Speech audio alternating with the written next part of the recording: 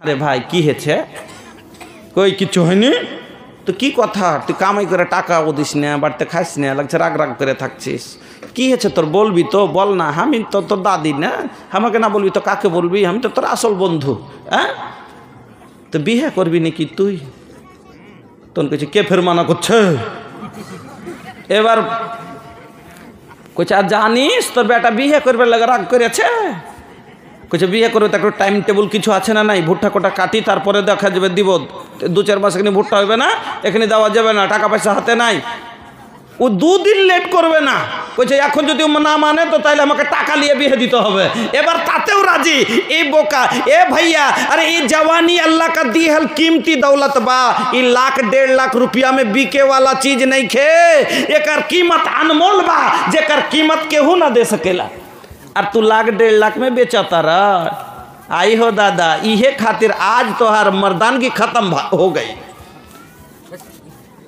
বহু আসার পরে কি কইবে বাড়িতে জানেন? ঝাড়ু পোছা করব নাহি মাজব বরতনवा, दहेज देके किनले बानी तोहरा के भड़वा, दहेज देके किनले बानी तोहरा के भड़वा, दहेज देके किनले बानी। केस लाठी आइल बिया राजा जी संवारदा, गोड़वा में दर्द हमर तानी का दबाई दा, गोड़वा में दर्द हमर तानी का दबाई दा, नहीं तो बिछाइब हम अलग बिछनवा, दहेज देके किनले बानी तोहरा के भड़वा, दहेज देके किनले बानी। আমার বন্ধুরা, আমার ভাইজানেরা, এই জন্য আপনাকে বলি, তাহলে একজন ছেলে তার ওপরে কি কি জিম্মেদারি আছে, আর একজন মেয়েকে তার কি কি কর্তব্য আছে, আসেন ভালো করে এবার হাদিস দিয়ে বুঝালেন। সংসারে যদি সুখ চান, ও মা জননীরা আমার, জীবনে যদি স্বামীর গাল না খেতে চান, জীবনে যদি স্বামীর মার না খেতে চান, জীবনে যদি স্বামীর ভালোবাসা চান, স্বামীর আদরের আদরণীয় থাকতে চান, তাহলে আপনাকে 6টা কাজ করতে হবে। কয়টা? 6টা। আর আপনারা যদি স্ত্রীর সার্ভিস ভালো নিতে চান, স্ত্রীর যদি আপনি সুখ পেতে চান, যদি স্ত্রীর খিদমত পেতে চান, স্ত্রীর আনন্দ পেতে চান, তাহলে আপনাকে 3খানা কাজ করতে হবে। আমার ভাইয়েরা, আপনাকে বলে যায়, আপনার কাজ হলো 3টা, মহিলার কাজ হলো 6টা। একজন পুরুষের ওপরে স্ত্রী হক রাখে 4টা, আর একজন স্ত্রীর ওপরে তার স্বামী হক রাখে 6টা। মহিলার ওপরে স্ত্রীর ওপরে স্বামীর হক হলো 6টা, আর স্বামীর ওপরে স্ত্রীর হক হলো 4টে। এই 10টা কথা যদি জীবনে না শুনেছেন, না শিখেছেন, তাহলে সারা জীবন অশান্তিতে কাটবে। এই জন্য এই 6টা কথা মা বোন ভালো করে নোট করে নিয়ে যাবেন দিলে, আর আপনারা 4টা কথা আপনারা শুনে যাবেন। আমার বন্ধুরা, এটুকু আশা রাখছি। চলেন, 1 নম্বর কাজ মহিলার। পুরুষের হক হলো 6টা। স্ত্রীর ওপরে, আমি বিয়ে করেছি, আপনি বিয়ে করেছেন, তো আমার স্ত্রীর ওপরে আমার হক হলো 6টা, আর আমার ওপরে আমার স্ত্রীর হক হলো 4টে। তো আগে পুরুষের 6টা বেশি হলো, তো আগে পুরুষের হক কোটাকে বলি, তারপরে তখন মহিলার হক 4টা বলবো। মা বোন, আপনি হলেন গাড়ি, আপনার স্বামী আপনাকে কিনে নিয়ে এসছে কিসের লেগে? আরামের লেগে। এবার প্রথম হক হলো, আমি গাড়ি কিনলাম যে আমি গাড়িতে চড়ে পাকে আর হাঁটে কষ্ট দিব না, সুখ পাবো। আমি কোথাও যাব তো আমি কি করব? গাড়িতে চেপে যাব। আমি বউ করলাম কেন? আমি একদিন নিজে একাই ছিলাম, রান্না করে খাচ্ছিলাম, নিজের কাপড় নিজে খাচ্ছিলাম, নিজের মাথা পিঠে তেল নিজেই, জুটে না তাও এনি করে করে লাগাচ্ছিলাম না, জুটে না তাও এরকম করছিলাম। এখন বউ এসেছে, আমার পিঠে দিকে হাত কোকড়া করার দরকার নাই, আমার আর কাপড় খোঁচার দরকার নাই, কারণ সার্ভিসের লেগে আমি এনেছি। আমার রান্না করার আর দরকার নাই, আমার বউ আমি এনেছি এই জন্যই। এবার আমি বউ আনার পরে যদি আমি সার্ভিসই না পাই, গাড়ি কিনলাম আরামের লেগে, কিন্তু এই গাড়ি কবে পাংচার, তো কবে ব্রেক ফেল, তো কবে এই, তাহলে এই গাড়িকে রেখে লাভ কী হবে আমার? উল্টে গাড়ি কি ধরে টেনে নিয়ে যেতে হয়েছে, তো মাথা খারাপ হবে কি না? তো খালি পায়ে চলা ভালো কষা জুতা যার, আর বিদেশেতে থাকা ভালো দুষ্ট নারী যার। একাই থাকা ভালো। দুষ্ট নারী যার আমার বন্ধুরা, খালি মানুষ পায়ে জুতো কেন পরে? পায়ে আঘাত লাগতে দিবে না, কাঁটা ঢুকতে দিবে না, কাঁচে কাটতে দিবে না, পায়েকে কোনো খোঁচ না ঢুকে। কিন্তু কোথাও কবে ঢুকবে এটা কি জানা আছে? নাই। তাহলে এই না জেনেও বাঁচার ভয়ে আমরা কি করছি? জুতা পরছি।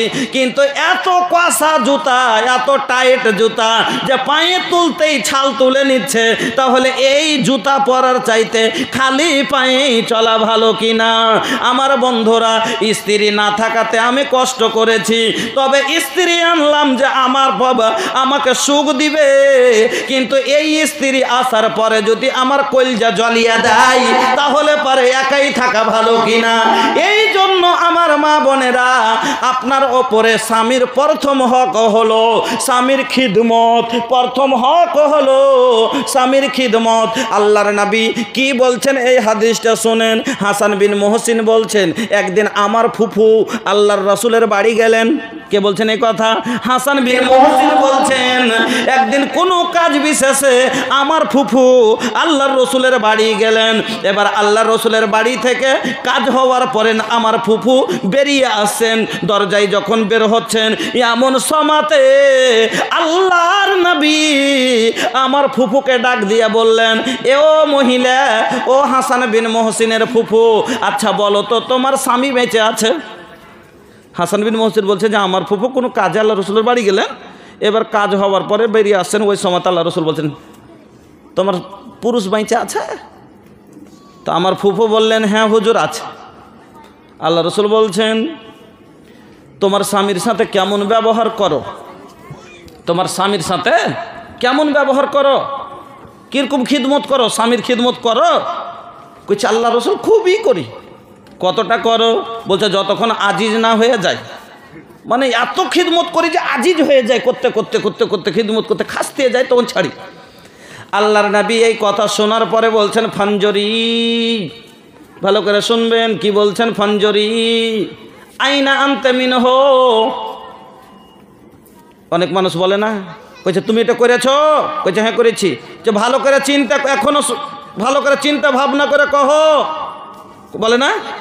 এখনো চিন্তা ভাবনা করে ভালো করে কথাটা মাথাতে এখনো তুমি লোড লাও, চিন্তা করো, ভালো করে বুঝে সুঝে কহো। বলে না কি যে তুমি যে কাজটা করতে যেছো ঠিক হবে কি হবে না, বলে এইভাবে কি না? ওই কথাটাই নবী ব্যবহার করছেন কি, ফানজরি, তুমি ইয়াদ করো, চিন্তা করো, মাথাতে কথাটা ঘুরাও। তুমি বলছো তোমার স্বামীর খিদমত করতে করতে আজিজ হয়ে যাও। আচ্ছা বলো তো, তুমি চিন্তা করো মাথায়, এই খিদমতে তোমার স্বামী রাজি হয় কিনা? এই খিদমতে আল্লাহ রাজি হবে কিনা? তোমার খিদমতে তুমি জান্নাতের হকদার হতে পারবে কিনা? এই খিদমতে জান্নাত যাওয়া হবে কি হবে না? তুমি এই কথা চিন্তা করো। কেননা ফাইন্নাহু জান্নাতুকে ওয়া নারুকে, তোমার স্বামী হলো তোমার জান্নাত, আর তোমার স্বামী হলো তোমার জাহান্নাম। তোমার স্বামী হলো তোমার জান্নাত, আর তোমার স্বামী হলো তোমার জাহান্নাম। এ লেগে ভালো করে কথাটা মাথায় চিন্তা করো যে তুমি যে বলছো খিদমত করছি, তো এই খিদমতে তুমি জান্নাত যেতে পারবে? পুরুষ তোমার খুশি হয় না? বুঝে মাইল একটা হারকে ওই বিহারে স্বামী বুঝে না, হ্যাঁ স্বামী বুঝে, আর বাংলা ভাষা তো বলি না, কি বলে হারকে দিকে পুরুষ, আর না তো পতি, আর না তো ভোজপুরিতে ফের কেউ কয়েক পাতিও বলে, হ্যাঁ, আর সিধা ভাষাতে না হলে কবে ভাতার। তো একটা বয়স্ক পুরানা মহিলা আছে, আর এক মুলি সাহেব এই ওয়াজ করতে লেগেছে, কইছে তোমরা স্বামীকে তেল মাখায়ো, স্বামীর খিদমত করিও, স্বামীকে তেল মাখায়ো। ই স্বামী না বুঝে ওই স্বামী বুঝেছে, ঢিকির স্বামী। আর তারপর দিন বাড়ি গেছে, যার করে খুরিতে তেল লেগেছে, আর ঢিকির মোহনতে স্বামী লাগা থাকে না, ধান কুটার লাগে, খালি তেল দিয়ে খালি মুলিয়ে চলিচ্ছে। কইছে আগে এই কাম কেন করছিস তুই, এত কেন তেল দিছিস? কইছে মুলবিটার এত ওয়াজ করে কইলে যদি স্বামীকে তেল মাখিয়ে দিবে, স্বামীর খিদমত করো যদি, তাইলে জান্নাতে যাইবে। তার লেগে ভোর হনে উঠে স্বামী ধুইনু আর দিয়ে তেল মাখাচ্ছি। তো বুঝে কাজ করতে হবে না, বুঝে কাজ করলে বড় ভেজাল আছে। একটা চ্যাংড়া করেছে কি সাইকেল চালিয়ে যাচ্ছিল আর যাইতে যাইতে পড়ে গেছে ভাই, ধর পায়ে লেগে গেছে চোট, পায়ে যে চোট লেগেছে তখন ডাক্তারের বাড়ি গেছে পূর্ণিয়া, তখন ওকে ডাক্তারকে যা কইছে, ডক্টর সাহেব দেখেন তো আমার এখানে ব্যথা হয়ে গেছে। ডাক্তার একটা মহলম দিয়েছে আর ওকে বলেছে যাহা পে গিরে হো উহা পে লাগানা, যাহা পে গিরে হো উহা পে লাগানা। ই বোকা পড়ালেখা হলে তো বুঝবে যে হাঁটুত ভরে পড়ে থাকি তো হাঁটুতে লাগাইতে কয়েছে, হাতে যেখানে মানে যেটার ভরে পড়েছি ওর সিধা ভাষা হিন্দিতে বলে দিয়েছে। ই বোকা না বুঝে করেছে কি যে যাহা পে গিরে হো মানে যেখানে পড়েছি ওইখানে লাগাইতে কয়েছে। ই মহলম লিয়েছে যে জায়গাটাতে পড়েছে ওই পাথরটাতে উজ্ঝাট খেয়ে ওই পাথরটাতে রোজ লাগাইছে সানপোহাত, ওর ব্যথা ভালো হবে। 3 দিন পরে তখন চলে গেছে পূর্ণিয়া, যে ডাক্তার উপরে রেগে গেছে কোন দাওয়াই দিলে যে এখন একটুকু ব্যথা ভালো হয় না। কইছে যে দেখি কেমন করে লাগাইছ, কইছে চলে দেখাচ্ছি, কইছে আরে এখানে দেখাও না। তো ডাক্তার মনে করছিল ছেলেটা মনে হয় যে খুব লজ্জা করছে, এখানে লোকজন আছে তো চল অন্য জায়গাতে দেখাইতে চাইছে, হয়তো ওরকম জায়গাতে লেগেছে দেখাইতে পারে না। তো ওদিকে যেই দেখি ওই এবার অন্য রুমে ডাকছে, কইছে ওখানে কোথা থেকে দেখাবো চলেন না। তো মনে করছে বাইরে যে হয়তো দেখাবে, হসপিটালের বাইরে চলে গেছে। ফের কইছে এখানে দেখাও, কইছে এখানে কেন করে দেখাবো চলেন না। কইছে কোনঠে যাবো, কইছে যে এখানে থোড়ি পড়েছি তো ওইখানে। कहे चलिए ना, हम तो गिरे थे फला जगह, वहाँ दिखाते हैं आपको कैसे लगाते हैं। तो ভালো হবে তো যাই না কাজ করতে হবে, এ লেগে সিধা ভাষাটাই বেশি ভালো নাকি। তো আমার মা বোনেরা, আমি বলতেছিলাম যে হাসান বিন মোহসিন বলছেন যে আমার ফুফু যখন রসুলের বাড়ি গেলেন, কাজ হয়ে গেল, কাজের শেষে আমার ফুফু বেরিয়ে আসছেন, এমন সময় আল্লাহ রসুল বললেন যে তোমার স্বামীর তুমি খিদমত কীরকম করছো, কইছো একবারে জামজি দিয়া। এবার আল্লাহ রসুল বললেন ফাঞ্জুরি আইনা আনতে মিনহ, চিন্তা করো মাথায় এখনো, তুমি যে বলছো জামজি দিয়ে আমি করছি খেদমত করছি, এই খিদমতে তুমি জান্নাত যেতে পারবে? তো কেন বলছি যে তোমার স্বামী হলো তোমার জান্নাত আর তোমার স্বামী হলো তোমার জাহান্নাম। মা বোনের আমার, স্বামীর খিদমত করেন জান্নাতে যাবেন, না খিদমত করেন জাহান্নামে যাবেন, স্পষ্ট হাদিস। চলেন 2 নম্বর হক। 2 নম্বর হক, গাড়ি আমি কিনেছি তো আমার হুকুমে ব্রেক লাগবে নাকি? আমি বের করলেই গাড়ি বাড়ি থেকে বের হবে, আমি ঘরে রাখলে ঘরেই থাকবে, মানে আমার কথাতে চলবে নাকি? আমি হুইসেল দিলে বাজবে, তো আমার মানে গাড়ি আমার হুকুমে চলবে। নিজের হুকুম যদি গাড়ি চালাই, আমি ব্রেক লাগালাম ব্রেক লাগলো না, তাহলে অ্যাক্সিডেন্ট হবে, বললাম না? আমি হুইসেল মারছি বাজলো না, তাহলে অ্যাক্সিডেন্ট হবে। আমি ওকে স্পিরিট দিচ্ছি, ও চলেই না, তাহলে চলবে? চলবে না। তো ওই রকম এই জন্য স্ত্রী হলো গাড়ি, তো স্বামী হলো ড্রাইভার, তো ওকে কি করতে হবে? স্বামীর কথা মতো চলতে হবে। দ্বিতীয় হক হলো স্বামীর আনুগত্য করা, স্বামীর ফরমাবরদারি করা, কথা মতো চলা। স্বামী যেটা বলবে সেটা ওকে মানতে হবে। আল্লাহর নবী ভালো মহিলার গুণ বায়ান করলেন, 3টা গুণ, ভালো করে শুনবেন মা বোনেরা। ভালো মহিলার গুণ আল্লাহ রসুল 3টা গুণ বায়ান করলেন। 1 নম্বর গুণ কি বায়ান করলেন আল্লাহ রসুল? যে আল্লাহর জমিনে সব থেকে ভালো মহিলা কে? তো আল্লাহ রসুল বলছেন যার মধ্যে এই 3টা গুণ থাকবে। 1 নম্বর গুণ, নিজে নিজে চিন্তা করিয়েন মাখালা যে আমার মধ্যে আছে কিনা, যদি থাকে তাহলে জানিয়েন আমি হলাম ভালো মহিলা, যদি না থাকে তাহলে জানবেন যে আমি হলাম ভালো মহিলা না। 1 নম্বর গুণ, আল্লাহর নবী বলছেন আল্লাতি তাসুররুহু এজা নাজারা। আল্লাতি, নবী হাদিস বলছেন আল্লাতি তাসুররুহু এজা নাজারা, যখন তার স্বামী তাকে দেখবে আনন্দিত হবে। এটা হলো ভালো গুণ। 1 নম্বর গুণ হলো যে স্বামীকে আনন্দিত করে রাখবে, সব সময় আনন্দ করবে। বিদেশ থেকে এলো, মাঠ থেকে কাজ করে এলো, কষ্টতে আছে, ভিতরে বাড়িতে খেতে নাই, কষ্টর পাহাড় যদি ভিতরেও মনে ভাঙে, তবে ঢাকা রেখে দিয়ে সব সময় স্বামীকে আনন্দ রাখার চেষ্টা করবে। কষ্ট যদি হয় তবু ভিতর বাড়িতে খেতে নাই, কষ্টতে আছে, কিন্তু স্বামী বাড়িতে আসছে, তাকে আনন্দ করবে জন্য। ওরে আল্লাহ রে, বাড়িতে ঝগড়া হয়ে গেছে, স্বামী বাড়িতে নাই, আর বাড়ি থেকে যাওয়ার পরে ঝগড়া হয়ে গেছে। হ্যাঁ, অনেক বাড়িতে হয়, দেওয়ার ভাসুরে ধরে মাইরেছে, বাড়ি আসা মাত্র আগুন না লাগিয়ে ছেলে মরে গেছে। কীরকম হওয়া দরকার? আবু তালহার স্ত্রী, মা বোন ভালো করে শুনবেন, উম্মে রোমাইসা উম্মে সুলাইম। উম্মে সুলাইম রোমাইসা করেছে কি, স্বামী গেছে বিদেশে, বাড়ি আসার রাস্তায় আছে, এমন সময়তেই একটা বাচ্চা ছিল মারা গেল, একটাই বাচ্চা তবু মারা গেল। এখনকার মহিলা যদি হয় ফোন করে আগি আল্লাহ রে আল্লাহ, আর হ্যাঁ কান্না কাটি কইরা সব মাতাল একবারে পাগলা করে দেবে। কিন্তু কেমন মহিলা, কত ধৈর্যশীল মহিলা, চিন্তা করেন যে বিদেশ মানে হলো কষ্ট, সফর মানে কষ্ট। আল্লাহ রসুল বলেছেন সফর হলো জাহান্নামের একটা টুকরা। মানুষ যখন সফরে থাকে অনেক কষ্ট হয়, এতদিন পরে কষ্ট করে বাড়ি আসে, আসার পরে যদি দেখে সন্তান মারা গেছে আরও কষ্ট বেড়ে যাবে, পেটে খাবে না, আনন্দ পাবে না। এই না যা আমি জানতে দিব না, স্বামীকে এই কষ্ট দিব না, সবাইকে মানা করে দিল, কেউ বলবি না আমার আগে আমার স্বামীকে কেউ খবর দিবি না, বাড়ি আসতে দে। বাড়ি আসছে, আল্লাহ রে আল্লাহ, বাড়ি আসার পরে জল দেওয়া হলো। ও মা জননীর আমার, সন্তান ঘরে রাখা আছে, তারপরও স্বামীকে দেখে একবারে মুচকি হাসি দিচ্ছে। আল্লাহ রসুল বলছেন কষ্ট ভিতরে যদি থাকে, মহিলা স্বামীকে চাইলে অনেক আনন্দ দিতে পারে।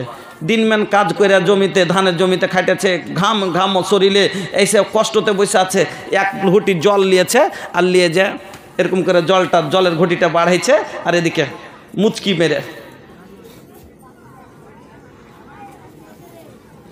মুচকি মেরে হাসে যদি জলের ঘটিটা বাড়াই, আচ্ছা আনন্দ পাইবে না? পাইবে না। তারপরে যদি না হাসে, বাপরে, পুরুষ মানুষ তো খাটতে হবে না, না খাটলে আমি খাবো কি? আনন্দ দেওয়ার কথা, না খাটলে আমি খাবো কি? হ্যাঁ, তোকে মুখ ভারী করে নাকি? দেখে ভালো লাগে না, হাসবে একটু, তা আনন্দ পাবে, হেসে যাবে। বিদেশ থেকে 3 মাস পরে বাড়ি আসছে। ও মা বোনের আমার, বাড়িতে খাইতে নাই, পড়তে নাই, কষ্টতে আছে, তারপর স্বামী বাড়ি আসছে, স্বামীকে দূর থেকে দেখেই হাসছে, যা সালাম দিচ্ছে আর চোখ মারছে। আনন্দ পাবে না? পাবে না। আল্লাহর নবী বলছেন আল্লাতি তাসুরহু এজা নাজারা।